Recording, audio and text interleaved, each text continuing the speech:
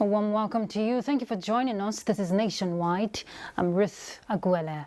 President Muhammadu Buhari says Nigeria will continue to support genuine efforts at broadening the nation's economy through multilateral financing for enhanced socio-economic growth and development. This was when the President and Chairman, Board of Directors of the African Export-Import Bank, Dr. Oke Benedict Orama, paid him a courtesy visit in Durban on the sidelines of the second Intra-African Trade Fair holding in South Africa. State House correspondent Adamu Sambo reports.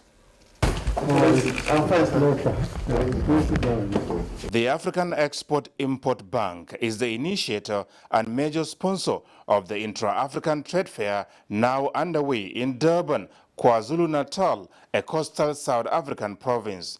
The chairman, board of directors of the bank, Nigeria's Benedict Orama, accompanied by Secretary General of the African Continental Free Trade Area Secretariat, Wamkele Mene, is here to express formal appreciation to President Muhammadu Buhari for not only attending personally, but also ensuring Nigeria's strong presence at the fair. For me, it demonstrates his understanding of the importance of trade. It demonstrates an understanding of how intra-African trade can help transform our economy. That is the African economy and, of course, the Nigerian economy. Nigeria is the largest economy in Africa. Africa needs Nigeria just as Nigeria needs Africa. Is there anything that we do at the continental level that does not have Nigeria is seen globally as incomplete. That is why Nigeria's participation in this trade fair is very, very important. And we are happy that the Nigerian government is living up to expectations, to be seen, to be identified, to something that has immense benefits for the country as it supports also other African countries. During the first edition of the trade fair in Cairo, Egypt, 3 years ago, Nigerian businesses signed deals worth over $3.3 billion. Dr. Orama is optimistic that much more is expected in Durban, South Africa, and Afrexim Bank is prepared to support in financing the execution of such deals in fulfillment of its mandate of enhancing regional integration as well as intra-African trade. Discussions also centered on some key Afrexim Bank projects in Nigeria, including the 500-bed African Medical Center of Excellence being implemented in Abuja. The groundbreaking has been scheduled for December, and we wanted to thank His Excellency the President for granting the bank the land to build that project. We have a standing today in Nigeria $5.5 billion in trade and project finance exposure. That makes it a key market for Afrexim Bank. So it is important that we continue to engage the government of Nigeria at the highest levels to understand the areas we can continue to intervene in, to be consistent with their own programs so that we are seen to be supporting their development aspirations. Dr. Orama also mentioned the African Trade Center in Abuja as well as the African Quality Assurance Center in Ogun State as some of the projects being executed by the bank in Nigeria, and commended President Buhari for supporting Afrexim Bank in implementing its strategy across the African continent. From Durban, South Africa, Adamu Sambu, NTA News. The federal government says it will continue to partner the National Judicial Council towards ensuring that the judiciary is financially independent and sustainably retains a preeminent position. Vice President Professor Yemi Oshibajo said this while declaring open the 2021 All Nigeria Judges Biennial Conference holding in Abuja. We'll bring you the details of that in our subsequent bulletin. Latest monthly data from the National Bureau of Statistics shows that the Consumer Price Index, which measures inflation, increased by 15.99% year-on-year in October 2021, is showing 7 months of consecutive drop in inflation. On month-on-month basis, the headline index increased by 0.98% in October 2021, lower than the rate recorded in September 2021. Statistician General of the Federation, Simon Harry, who released the figures this Monday, said the Consumer Price Index measures average change in the prices of 740 goods and services across the country. And in the case of month-on-month change, there was a decline from 16.63% recorded in the month of September 2021 to 15.99% in the month of October 2021.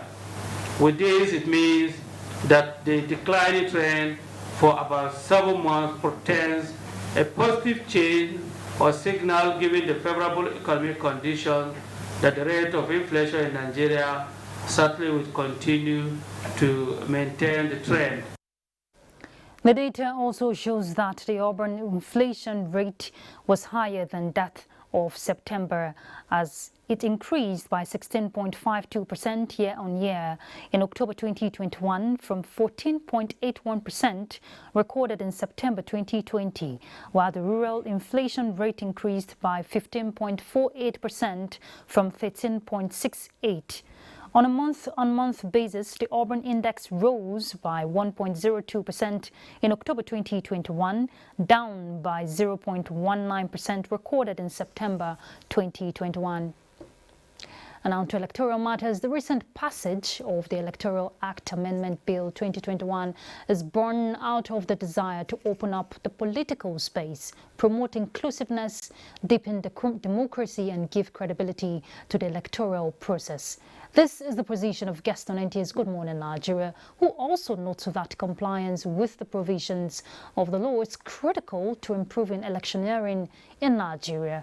Let's hear more from Lydia Sampson. Passage of the Electoral Act Amendment Bill 2021 by the National Assembly comes as a huge relief. The essence of the amendment generally is to improve upon the integrity of the electoral process in Nigeria. What I mean by improving the integrity of the electoral process is the issue of vote counting, meaning that each vote cast in an election should count. The provision for direct primary mode for electing candidates of political parties is still contentious. So for us, it does not sit well with the political parties. It was an afterthought that is plotted to smoke out younger political parties from the political space. Now, we just have to be very careful with the way we go about this. Whether the direct or indirect primaries, parties have found ways to manipulate that, thereby creating a situation where the primaries have fallen short of democratic standards and principles. The spokesperson of the House of Representatives, Benjamin Kalu, speaks the mind of the legislature in adopting direct primaries. If not because of direct primaries, I wouldn't be here today. So, the impact of this particular piece of legislation seeks to solve certain problems. One is the longing of Nigerians to decentralize the selection process in the political parties, and also to break the hegemony that has captured the nomination of candidates. In the coming days, attention will shift to the executive arm of government, where presidential assent to the bill is expected. In Abuja, Lydia Sampson, NTA News. Well, the passage of the Electoral Act Amendment Bill by the National Assembly has been described by many as a step that will further strengthen Nigeria's democracy. Plausible as this may be, some residents of Owerri say consideration ought to have been given to provision of an alternative to direct primary election. Beatrice Ayam reports. Divergent views have continued to trail the recently passed Electoral Acts Amendment Bill 2021 by the National Assembly, while some faulted the adoption of direct primaries for political parties without an alternative. Others viewed the adoption of the electronic transmission of results by INEC as a decision that will advance Nigeria's electoral system. For some analysts in Owerri, who applauded the choice of direct primary, they say the system will return power to the people and promote democratic governance. For them, the direct primary will give room for effective participation of members without discrimination, while the electronic transmission of votes will bring sanity to the electoral system. You see that this will give room for proper political participation among party faithfuls. It needs everybody's cooperation. INEC will be given the independence to do their work. The political parties will also work. No more rigging, no more carrying on ballot boxes, no more coming to say from Isuwato to where results will change. Do it there and see it there, and the world will know the result. It's a good development. Kissinger Ikoku is a politician. He is, however, of the view that party primaries should be optional, as direct primary is capital intensive and will pose a challenge to smaller political parties in terms of funding. Not every political party have that capacity to conduct primaries in every ward. It takes a lot of logistics. While many await presidential response to the bill, our respondents say the outcome will certainly improve the country's electoral process. In Owerri, Beatrice Anyam, NTA. All right, let's go on a break. We're back in a moment. Stay tuned.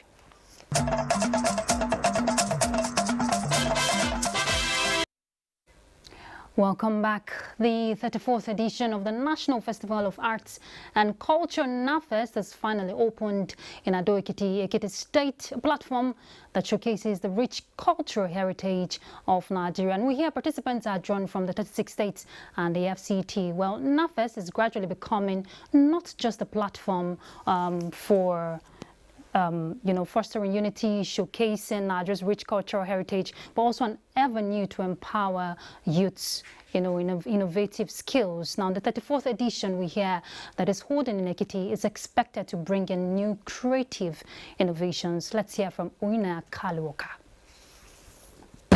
The first National Festival of Arts and Culture, NAFEST, was held in Lagos in 1970. It is an event aimed at fostering unity after the Civil War. Since inception, NAFEST has been held 33 times in different states across the country.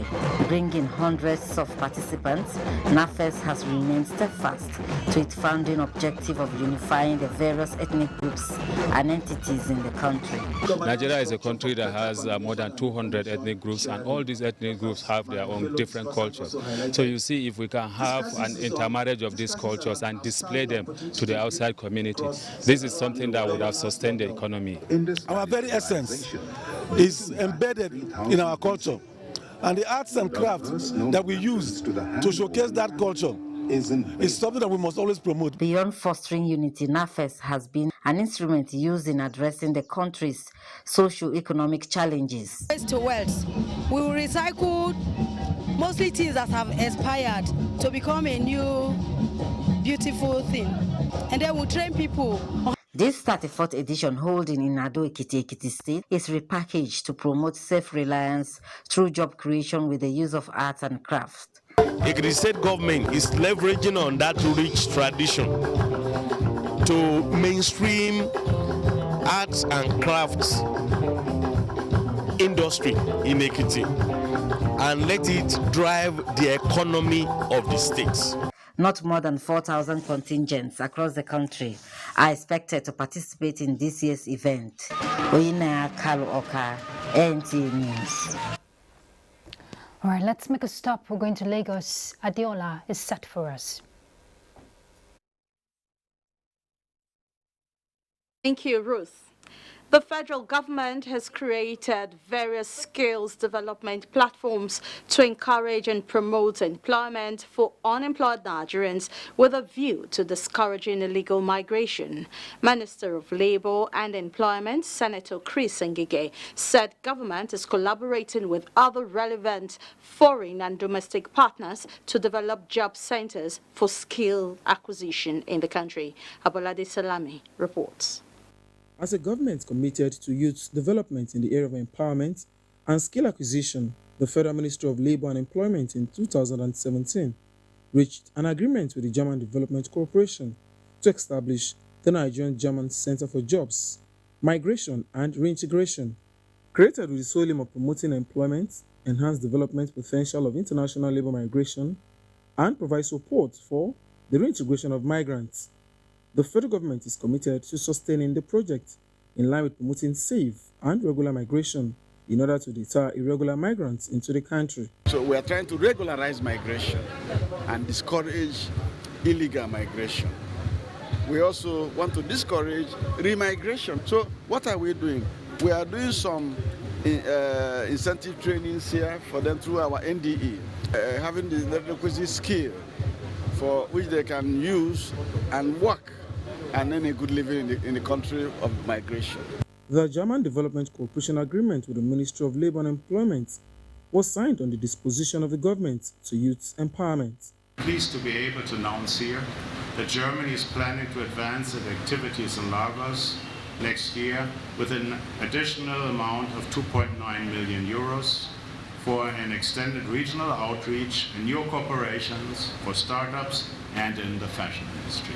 The program has implemented almost 140 reintegration support measures, and 12,300 Nigerians have found employment, out of which 500 are returnees from Germany. As the giant of Africa with our growing population, the need for an expansion in the Migration Resource Center across the 6th geopolitical zone was recommended. In Lagos, Abolade Salami, NTA News. Ensuring good mental health in every stage of life is crucial as it directly affects general well-being of a person. Mental health conditions are in various forms, ranging from mild to chronic.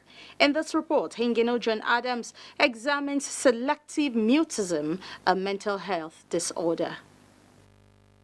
Selective mutism is a severe anxiety disorder where a person is unable to speak to people he is not familiar with or communicate in certain social settings like large gatherings. It could be as a result of severe depression, okay, in which the person just refuses to talk, refuses to interact, but is alive. There are some diagnoses in our own side of medicine that can actually present with selective mutism. A person who has schizophrenia, for example, catatonic schizophrenia. Oftentimes, mental health conditions start from childhood and, if left untreated, can persist to adulthood. Experts say lack of awareness have made children with selective mutism to suffer beatings, tongue lashing from their parents, elder ones, guardians, and caregivers. Don't beat him. If he's not responding to you, leave him. By the time, let's say, 1 hour or 2 hours, bring that child closer to you. Because we all have children at home. And as you are giving birth to them, they have different characters. Being calm with children that exhibit symptoms of selective mutism is not just enough, as experts advise accurate diagnosis and a proper treatment plan. Once there is somebody who is selectively mute, number one, the family member needs to really recognize that there is a problem. Somebody who is not talking, who is not interacting, so there is need for them to do something urgently.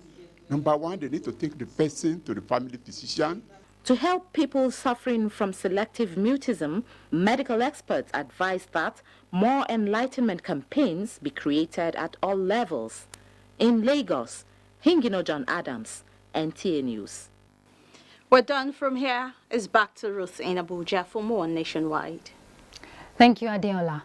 Periodic training is vital to the success of the various ongoing internal security operations of the Nigerian Army across the country. The program at the Nigerian Army Resource Center, Abuja, for middle junior cadre and non-commissioned officers is aimed at optimizing their performances and expose them to the dynamism in an evolving security environment. In a message, the Chief of Training and Operations of the Nigerian Army, Major General A.B. Ibrahim, enjoined participants to be responsive in discharging their constitutional roles. The course was conceived to train and equip Nigerian personnel with relevant leadership skills. Creativity and critical thinking essential in order to improve adaptation and innovative leadership for optimal outcome in an evolving security environment. We realize that it is important for us to start looking at critical thinking and emotional intelligence in leadership training within the Nigerian Army. This becomes very important because each and every one of you, in your own right, you are a leader. And each training you receive is to prepare you for further leadership activities. The 2-week course focuses on critical thinking, emotional intelligence, leadership, and mentorship. The Department of State Services is building the capacity of journalists covering its activities on how to manage and avoid fake news in reportage. The workshop, which symbolizes the approach of the DSS, is to build synergy with the media for better understanding. Francis Pham will tell us more. Here is a participant. Emmanuel Ejim is a security correspondent with the FRCN. Ejim and other journalists believe consistent training will unlock their potentials in reporting issues accurately and with facts. This workshop now will form a synergy whereby there is that mutual understanding and trust among each other. It's an opportunity for us to dialogue.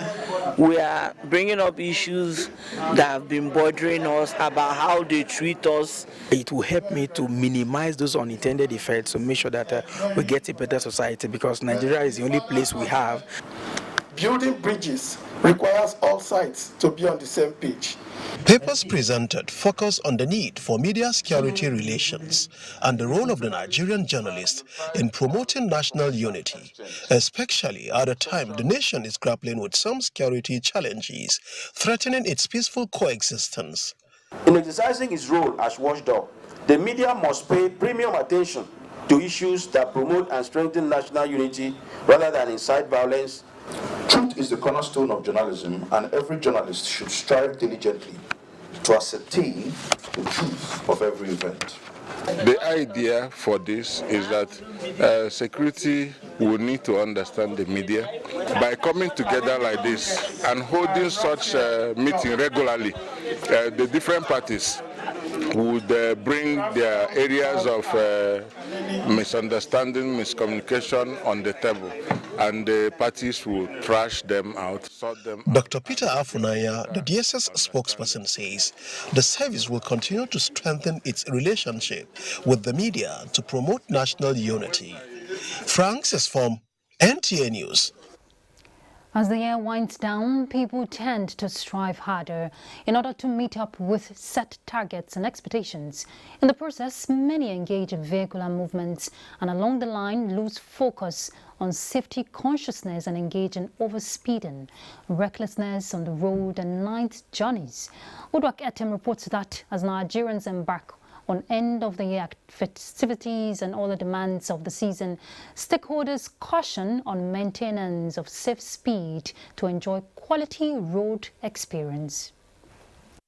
Ember months are characterized with lots of festivities resulting in increased human and vehicular movements in and out of cities. Embracing a road safety culture during and after Ember months is key to avoid accidents on the road. It's to ensure the drivers have a particular speed limit so they don't actually get into bad holes and stumblings on the road. They should walk on the bad roads. They should drive carefully, and government should enforce the road safety to carry on their duty. The Federal Road Safety Corps has, however, cautioned motorists to comply with traffic regulations, avoid night journeys, maintain speed limits, as violators of traffic rules will be sanctioned. We have extended our campaign to motor parks. Every Sunday we do send our members to the churches where they continue with the advocacy on sensitizing the public. While stating modalities put in place to ensure road crashes are reduced, the sector commander across River State notes that the command will continue to sensitize the public on the need to be safety conscious, especially in this season. Apart from ensuring that the zebra crossings are put in place, we send our special marshal, which is the second arm of the Federal Road Safety Corps, to do speed calming, to ensure that vehicles that get close to zebra crossing are made to slow down and stop for pedestrians to freely and safely cross the road. The Federal Road Safety Corps, however, advised motorists to ensure their vehicles are in proper conditions before embarking on any journey. In Calabar, Uduak Etam, NTA News. All right, let's take you back to the report we called earlier at the start of the bulletin that Vice President declared open the 2021 All Nigeria Judges Biennial Conference that is holding in Abuja. State House correspondent Jide Onifade will give us the details. Once again, to stand up for the nation's judiciary, to reflect on its activities and challenges as a crucial arm of government. And this is happening at the 2021 All Nigerian Judges Conference with the theme Promoting Judicial Excellence in the Administration of Justice. Judiciary as an arbiter has an important role to play by ensuring speedy resolution of dispute. As we all know, speedy resolution of justice, in particularly financial and commercial disputes, remain an economic development catalyst. Taking an in-depth look at the role of the judges and assessing their performance so far, the Chief Justice of Nigeria, Ibrahim Tanko Muhammad, says in spite of the challenges hampering the justice system in Nigeria, the judges have done well. Financial independence is not just desirable, but it is crucial, vital, imperative and constitutional. The performance of the judiciary is, however, not without the cooperation of the federal government, as testified to by Chief Justice Muhammad, who also called on state governors to emulate the federal government by supporting an independent judiciary. These innovative approaches have Vice President Yemi Osinbajo, while delivering the president's message to the conference, says this cooperation will continue towards the advancement of justice system in the country. We are part of the global marketplace for investments and legal services. The extent to which we can attract business to our country depends in part upon investor perception of the quality of our justice delivery system. If we are seen as inefficient and ineffective, we would lose out to more efficient systems. President Muhammadu Buhari appreciates the proactive stance being taken by the leadership of the judiciary in tackling some of the recent issues that emerged, especially in the area of conflicting court orders by courts of coordinate jurisdiction and the disposition in revolutionizing the process of selection and appointment of judges. From the National Judicial Institute, Jide Onifade, NTA News. We'll make another stop as we head to Kaduna, where Amina is standing by to bring us the next set of reports. Thank you, Ruth. Welcome to Kaduna. Search and rescue operations are part of the interagency fundamentals of the aviation industry that lay emphasis on physical and mental fitness of key operators, among other safety-enhancing obligations. In tune with the core mandate, the Nigerian Airspace Management Agency has organized a mock exercise on search and rescue operations in Kano, where Aminu Umar reports. Nigeria has over the years experienced plane crashes, some of them tragic. Kano is among the states with bitter experiences of such crashes. This one is a Boeing 747 that crashed some kilometers away from Malam Aminu Kano International Airport with many passengers on board. Emergency response in form of search and rescue was conducted. It is a mock exercise simulated to enhance the level of preparedness of all the response agencies and emergency managers should any situation unfold requiring their services. This done, it's now time to review the performance. Observations were made, which include the need for harmonization of operation procedures, discharging every responsibility professionally for absolute efficiency, smooth coordination and communication, among others. All the first responders, all the rescue officers are supposed to be ready at any time. And the performances were superb. But in the course of everything, there are issues that you need to be abreast or to be informed of where you need to put in some corrections. The outcome of this is expected to improve synergy for more effective emergency management. In Kano, Amin Umar, NTA News.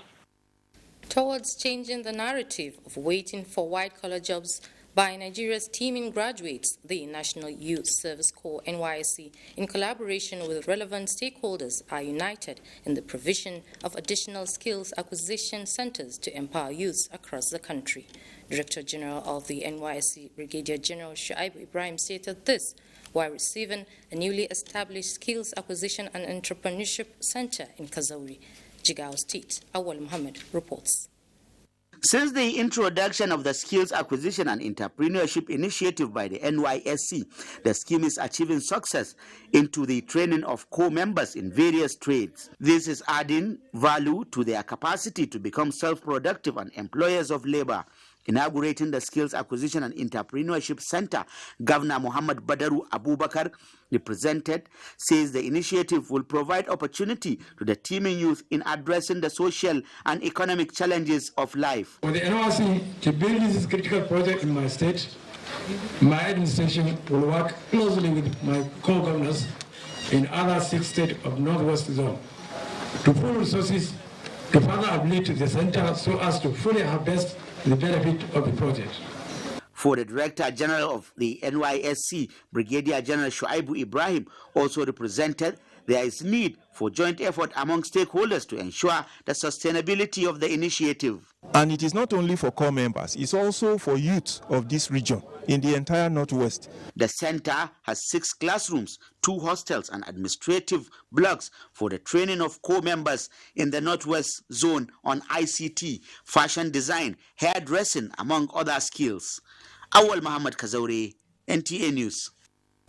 And that's it from here. Nationwide continues after the break with Felicia in Jos.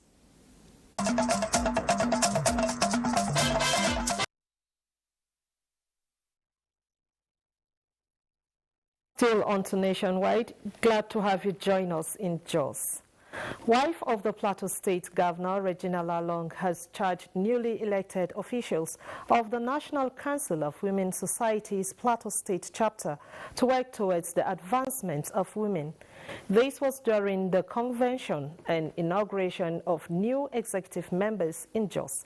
Alisa Tukai Andrew reports. The new Executive Council has 15 members with Selina Maplong Ali as chairperson, Duguli Zifora as Secretary 1, and Sarah Ramadan as Treasurer.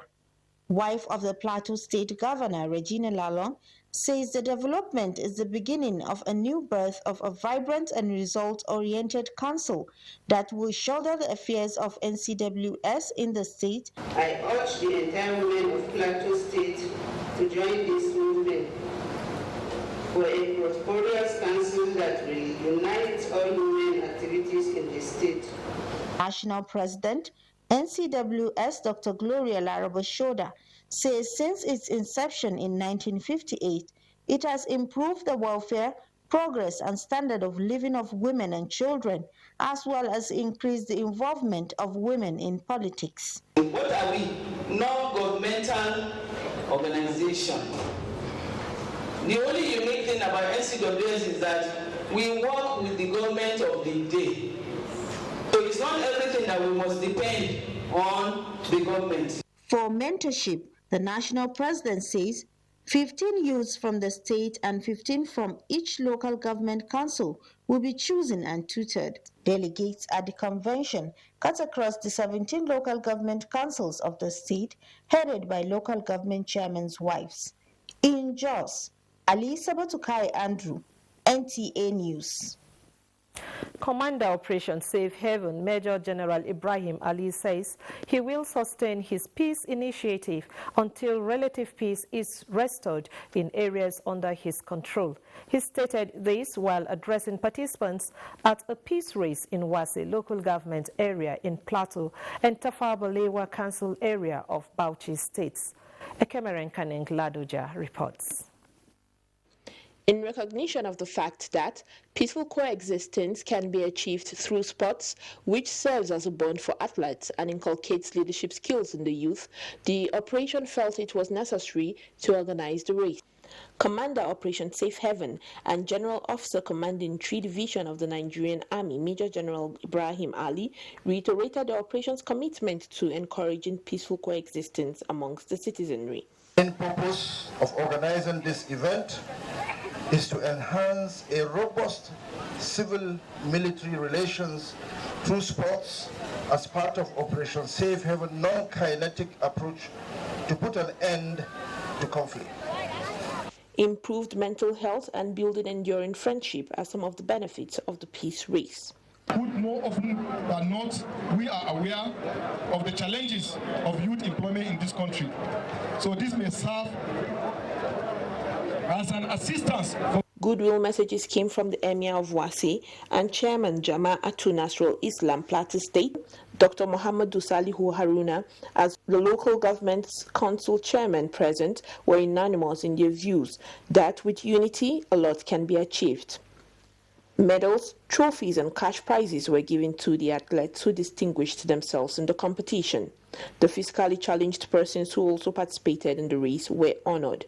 In Jos, Ekemeren Kaneng Ladoja, NTA News. Jos is done. Ruth is back to you in Abuja for what's left of the news. Thank you very much, Felicia. The Nigerian Television Authority has yet gotten another pat on the back for objective broadcasting. Governor Abdullahi Sule of Nasarawa State expressed this during a working visit to NTA Lafia. Achigili Magaji reports.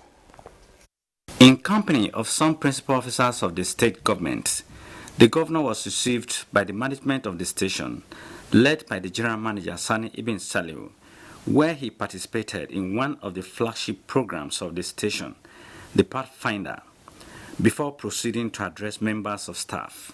He disclosed that, given the high level of professionalism in NTA and its wide reach, the state government will continue to partner the organization as its link with the people. I'm very impressed with what I have seen. I strongly believe that NTA has improved significantly, and NTA will continue to improve. And I thank them for all the support that we receive from them. I want to assure Your Excellency that we are here for you, and all these achievements exceeding all the limits, we will be there to tell the world. The areas to explore for partnership include special programs to promote government policies and programs, as well as power supply to the station. It is the first visit by the governor to the station since assumption of office in 2019. In Lafia, Achigili Magaji, NTA News. Katsina State government has flagged off the annual mass vaccination of animals against diseases. Awal Haliru reports that under the exercise, no fewer than 8,000 cattle are expected to be vaccinated across the state to guarantee healthy livestock production. Sub-sector, according to experts, contribute more than 20% of gross domestic product in Nigeria in terms of agriculture. Vaccination is one of the important ways being used in maintaining healthy condition of the livestock to prevent them from major transboundary animal diseases. The flagging off of the exercise in Katsina is an indication of state government's determination to continue with routine annual livestock vaccination with a view to eradicating the diseases. In pursuit of this, the 2021 annual mass vaccination of livestock will be conducted across the state. The house-to-house PPR vaccination in sheep and goats will take place for a period of 20 days, while the statewide vaccination will be carried out in 10 days. Katsina State says, in addition, government has provided adequate vaccines, drugs and other logistics for the conduct of the exercise. The 10th annual vaccination against economically important livestock diseases is being carried out. It reduces risk and boost the immunity of our animals. Katsina State government is currently collaborating with the federal government to utilize 7,000 hectares of grazing land for cattle ranch project to prevent reoccurring conflicts between Fulani herders and farmers in the state. Awan Haliru, NTA News.